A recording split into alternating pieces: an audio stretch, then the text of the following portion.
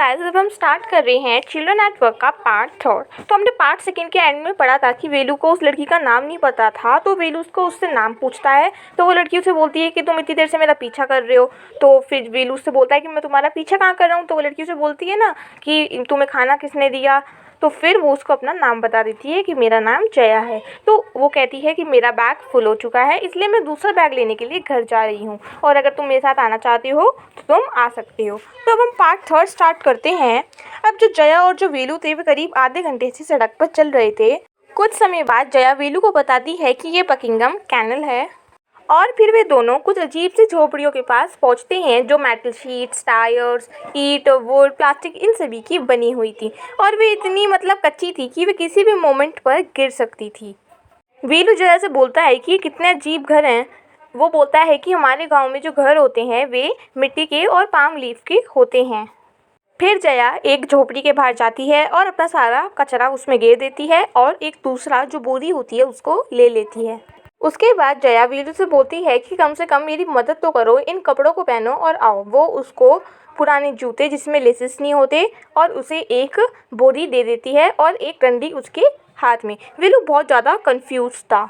वेलू ये समझ नहीं पा रहा था कि वो लड़की उससे क्या कराना चाहती है। तो वो उससे पूछता है कि तुम्हारे शहर में कोई लैंड ओनर फार्म है, मतलब कोई खेत है। मैंने सिर्फ वीडिंग की है और मैंने गायों को चराया है। अब वीडिंग क्या होता है? तो गाइस, जब फसलें उगाई जाती है तो पौधों के साइड में कुछ अनवांटेड प्लांट्स ग्रो कर जाते हैं, तो उनको निकाल दिया जाता है क्योंकि वे क्रॉप प्रोडक्शन में अच्छे नहीं होते। इसलिए उन वीड्स को निकाल दिया जाता है और उसी प्रोसेस को हम वीडिंग बोलते हैं। और गाय चराना क्या होता है? गायों को घास वगैरह खिलाना।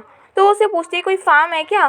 तो वो उस पर हंसती है और उसके स्टिक्स को ज़मीन पर देकर मारती है। वो बोलती है यहाँ पर खेत, यहाँ पर फार्मर्स भी नहीं है, हम सब रैग पिकर्स हैं। रैग पिकर्स मतलब क्या होता है? जो कूड़ा उठाते हैं। वो बोलती है कि मेरी बोरी को देखो, ये पूरा उस सामान से भरा हुआ है जो मैंने कलेक्ट किया है। तो वेलू से पूछता है कहाँ से कलेक्ट किया है? वो बोलती है जो कूड़े कबाड़ के जो डिब्बे होते हैं उनसे कलेक्ट किया है। और वेलू ने ये सब चीज़ें कभी नहीं ना तो सुनी थी ना देखी थी। वो बोलती है कि हम केवल जैसे पेपर, प्लास्टिक, ग्लास ऐसी चीज़ों को ही उठाते हैं जो रिसाइकल हो सकती हैं, और फिर हम उसे जाम बाजार जग्गू को बेच देते हैं। वेलू बहुत ज़्यादा कंफ्यूज था। उसने कभी नहीं सुना था कि कोई किसी के कचरे को भी उठाएगा। और फिर वो पूछता है कि ये जाम बाजार जग्गू कौन है और वो इन सभी सामान को क्यों बेचता है। फिर जया उसे बताती है कि वो इस सामान को फैक्ट्री में बेचता है, और वो उसे बोलती है कि मेरे पास टाइम नहीं है वेस्ट करने के लिए।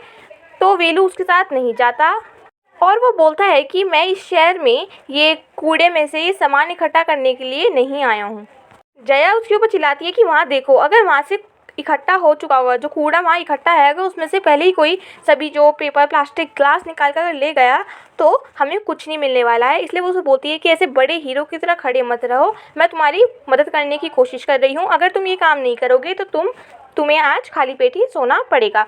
अब जो वेलू था वो थोड़ा सा बेचारा अजीब सा महसूस कर रहा था, पर वो सोचता है कि मैं तब तक यही काम करूँगा तब तक मुझे एक बेटर जॉब नहीं मिल जाती। सो गाइस, कैसा लगा आप सभी को ये इंटरेस्टिंग सा चैप्टर? कमेंट करके बताना ना भूलें। और अगर आपको ऐसे ही एनिमेटेड चैप्टर वीडियोस चाहिए तो कमेंट बॉक्स में मुझे येस और नो में आंसर दीजिए।